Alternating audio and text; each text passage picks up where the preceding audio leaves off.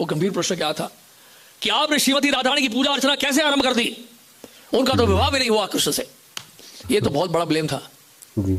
नहीं, क्योंकि वो सोच रहे कि राधा रानी कोई गांव की एक स्त्री है, कोई ग्वालिन है, और कृष्ण के साथ आके ऐसे ही खड़ी हो गई।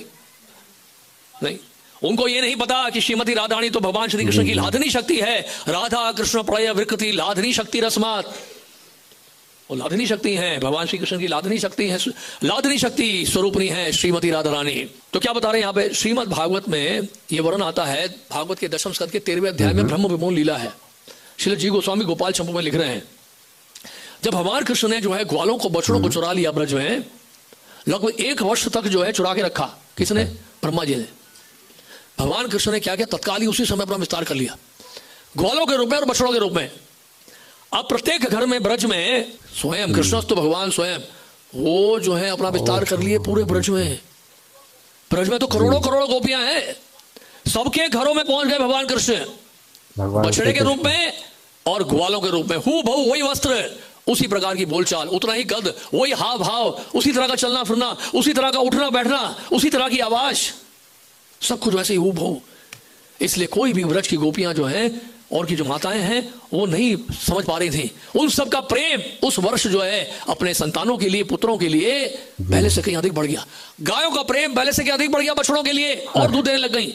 माता का जो वात्सल्य प्रेम है और बढ़ गया। भगवान कृष्ण ने कृपा करके केवल माता यशोदा को नहीं बल्कि ब्रज की जितनी गोपियां हैं सबको वात्सल्य प्रेम का भरपूर आस्वादन करने का मौका दिया। क्या होगा वहां पर देखिए, 1 साल के लिए कितना आनंद आ रहा होगा। सबके घर में कृष्ण है। आप बड़े ध्यान से सुनिए, गर्गाचार्य क्या कह रहे हैं। गर्गाचार्य का ये वर्ष बड़ा शुभ है अपनी कन्याओं का विवाह करने के लिए।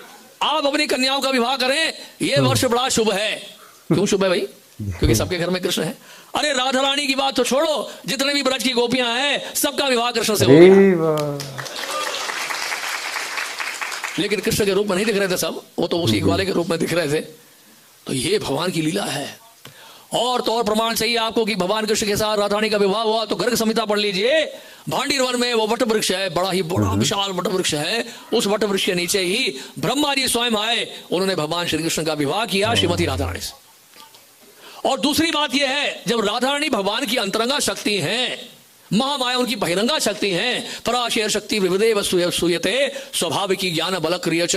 जब राधा रानी भगवान कृष्ण की अपनी शक्ति है तो अपनी शक्ति से विवाह करने की क्या आवश्यकता है बताइए? कोई अपने से कोई विवाह करेगा क्या? बताइए, नहीं। कोई करेगा अपने से विवाह? नहीं। खुद से कोई विवाह करता है क्या? तो वो तो भगवान की अगर शक्ति है तो उनसे तो उनको विवाह करने की आवश्यकता ही नहीं है। लेकिन सांसारिक लोगों को समझाने के लिए कई बार इस प्रकार से भगवान लीला करते हैं, विवाह करके दिखाते हैं, आवश्यकता नहीं है। तो ये जो इस प्रकार का जो आरोप लगाया गया है कि राधा रानी का विवाह नहीं हुआ कृष्ण से, ये बिल्कुल ही निरर्थक है। और उनका श्रीमद् भागवत में कहा दिया है राधा रानी के बारे में बातें कर रहे हैं आप। श्रीमद् भागवत जो है वो तो अमल पुराण है। श्रीमद् भागवतम अमलम पुराणम निगम कल्पतरो और गलितम फलम, उसमें का राधा रानी का नाम है बताइए? तो उन्होंने कहा देखिए प्रत्यक्ष रूप में राधा रानी का नाम भागवत में नहीं दिया है, लेकिन हमारे महान वैष्णव आचार्य, वर्तमान के जो प्रमुख गौड़िया वैष्णव आचार्य हैं, हमारे गुरुदेव श्री विश्वनाथ जी की ठाकुर ने भागवत की टीका लिखते हुए सारार दर्शनी में लिखा है, इस श्लोक की व्याख्या करते हुए, अन्य आराधिता नूनम भगवान हरिश्वरा यन्नो विहाय गोविंदा प्रीतोयम अन्यद रहा। इस श्लोक में क्या लिखा है? इस विशिष्ट गोपी ने निश्चित ही सर्वशक्तिमान भगवान की पूरी तरह पूजा की होगी, क्योंकि वह उससे इतने प्रसन्न हो गए थे कि उन्होंने हम सबों को छोड़ दिया और उसे एकांत स्थान में ले गए। करोड़ों करोड़ों गोपियां, 3 बिलियन गोपीज या कभी कभी 10,000 करोड़ गोपियां के साथ जब महारास कर रहे हैं भगवान श्री कृष्ण, और भगवान कृष्ण रासलीला छोड़ के चले जाते हैं या राधा रानी छोड़ के चले जाती है रासलीला को, तो फिर या फिर राधा रानी को कृष्ण जो है कई बार कंधे में उठाकर चलते हैं वनों में और राधा रानी को छोड़ देते हैं, ओझल हो जाते हैं। कई बार राधा रानी भी ढूंढने लगती हैं उनको। आप समझ रहे हैं? तो ये सब तो जो है भागवत में वर्णन है। तो कहने का मतलब राधा रानी को लेके अलग चले गए, भगवान कृष्ण अलग लेके चले गए। यानी कि राधा रानी अगर रासलीला में नहीं है तो इतनी बड़ी जो विशाल रासलीला हो रही है उसी समय बंद हो जाती है। राधा रानी का इतना महत्व है, समझ रहे हैं आप? जहां 3 बिलियन गोपीज हैं रासलीला में, 3 बिलियन गोपीज का मतलब जानते हैं कितना है? और अगर राधा रानी उस लीला को, रासलीला को छोड़ के चले जाए उसी समय वो रासलीला बंद हो जाती। तो इसलिए यहाँ पर लिख रहे अन्य आराधितो नूनम भगवान हरिश्वरा यन्नो विहाय गोविंदा प्रीतो यम अन्य रहा।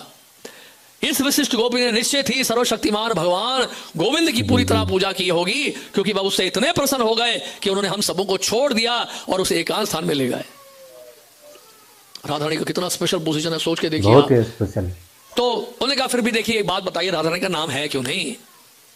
फिर वही प्रश्न पूछा वो ब्राह्मण ने। उन्होंने कहा देखिए ऐसा है, इसके लिए आपको ब्रह्म भरत पुराण पढ़ना पड़ेगा।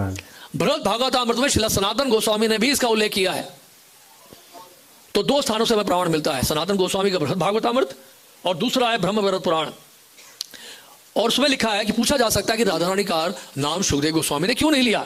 पहली बात है कि सुखदेव गोस्वामी राधा रानी के सुख हैं। राधा रानी के सुख मतलब तोते हैं, इसमें ही बताया जा रहा है। और श्रील जी गोस्वामी ने भी गोपाल चंपू में इसका उल्लेख दिया है। वो कहते हैं राधा रानी का अगर नाम लेते सुखदेव गोस्वामी तो भावावेश में चले जाते और कथा नहीं हो पाती। 6 महीने के लिए वो मूर्छित रहते। परीक्षित महाराज के पास केवल एक ही सप्ताह था। अगर वो मूर्छित हो जाते भावावेश में राधा रानी का नाम लेके तो भागवत कथा कैसे होती? परीक्षित महाराज पूरा साम्राज्य चाहकर सुखदेव गोस्वामी से भागवत का श्रवण करने गंगा जी की तट पर बैठे हैं। महाराज हैं, राजा हैं, सम्राट हैं, उनको भी सम्मान देना है। वो भावावेश में चले गए तो फिर कथा कैसे होगी बताइए? ये था समस्या। तो सुखदेव गोस्वामी ने इस एक सप्ताह में संपूर्ण भागवत को सुनाया था। तो ब्रह्म भरत पुराण में श्लोक आता है, श्री राधा नाम मंत्रेण मूर्छा सन्मासिकी भवेत न उच्चरे मत स्पष्टम परीक्षित हृत कृण मुनि। ये सुखदेव गोस्वामी राधा रानी के नाम का उच्चारण करते तो तुरंत उनको लीला का स्मरण होता और वे राधा प्रेम में अभिष्ट चित हो जाते, उत्तेजित हो जाते और कृष्ण की सेवा में उनकी लीलाओं कार्यकलापों के स्मरण में मग्न हो जाते। इसी कारण से सुखदेव गोस्वामी ने राधा रानी का नाम नहीं लिया। ये कारण है। तब जाके शांत हुए वो स्थानीय ब्राह्मण। उन्होंने कहा अच्छा ये तो हमें पता ही नहीं था। पता करिए, जानने का प्रयास करिए, अंधानुकरण मत करिए, आंखें खोल के देखिए शास्त्र में क्या लिखा है। बिल्कुल बिल्कुल पढ़िए पहले। तो इसलिए शास्त्रों का अच्छे से अध्ययन करना है। इसलिए विश्वनाथ जी ठाकुर ने दशम स्कंद में कई स्थानों में बताया है, जब राधा गोपियों का वर्णन होता है तो कई स्थानों में बताया है विश्वनाथ जी ठाकुर ने, श्रीधर स्वामी ने, कि ये राधा रानी है।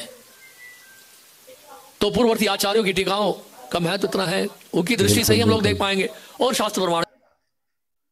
तो गैस देखें कि राधा कृष्ण को किस प्रकार से भांडीर वन में विवाह किया गया ब्रह्मा जी के द्वारा एक वट वृक्ष के पास में। तो जब ब्रह्मा जी जब सारे ग्वाल बाल और गौओं को जब वो चुरा करके ब्रह्मलोक में लेके गए थे और वो बस छिपा के तुरंत वापस ही आए क्षण भर में, ब्रह्मलोक के क्षण भर में ही, तब तक पृथ्वी लोक पे 1 वर्ष हो चुका था। तो जब ये चीज़ भगवान कृष्ण को जब पता चला कि ब्रह्मा ने ये सारे ग्वाल बाल और गौओं को, बछड़ों को चुराया है, तो वो अपने आप को विस्तार कर लिए ग्वाल बाल के रूप में, बछड़ों के रूप में। और उस वक्त जो है पूरे ब्रज में जो है प्रेम वात्सल्य का भाव काफ़ी ज़्यादा बढ़ गया, क्योंकि ग्वाल बाल सेम टू सेम जो है वो भगवान कृष्ण ने अपने आप को विस्तार कर लिया और गोपियों के प्रति, अपने बच्चों के प्रति अत्यंत ही प्रेम बढ़ गया, बछड़ों के प्रति गौओं को प्रेम बढ़ गया। तो उस वक्त जो गर्ग मुनि थे वो ब्रजवासियों को सलाह दिए कि ये इस वर्ष जो है ये शुभ है अपने बालिकाओं को विवाह करने का, क्योंकि उनकी बालिकाओं के विवाह स्वयं कृष्ण से होने वाला था। तो इस तरीक़े से रोचक तथ्य और हमें कथाएं पूर्व आचार्यों द्वारा, जैसे श्रीधर स्वामी और भी जो जितने आचार्यों को, जिसे अभी महाराज जी ने बताया, इनके माध्यम से हम लोग को जानने के लिए मिला। तो ये है, शास्त्रों को चक्षु से हम देखेंगे तभी हम भगवान को समझ पाएंगे, वरना हम इन इंद्रियों से, अपनी भौतिक इंद्रियों से हम भगवान को नहीं समझ सकते हैं। तो कैसा लगा आज का ये वीडियो, हमें कमेंट बॉक्स में ज़रूर बताइएगा। मिलते हैं अगले वीडियो में, तब तक के लिए हरे कृष्णा।